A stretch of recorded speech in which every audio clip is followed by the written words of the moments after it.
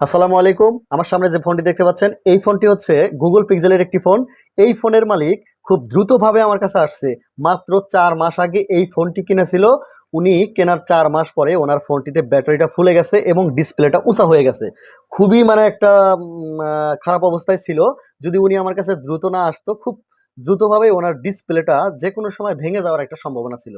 তো এই ব্যাটারিটা কিন্তু আমি নিজে অর্ডার করে আনিনি। উনি অফিসিয়ালি ভাবে কোনো একটা জায়গা থেকে ব্যাটারিটা কালেক্ট করে নিয়ে আসছে এবং আমার কাছে নিয়ে আসছে যে, "ভাই আপনি তাড়াতাড়ি করে আমার ব্যাটারিটা রিপ্লেস করে দেন।" কারণ ব্যাটারিটা এমনভাবে ফুলে গেছে, আপনারা তো দেখতেই পারলেন, ফুলে ভিতরে কিন্তু তুপতুপা হয়ে গেছে।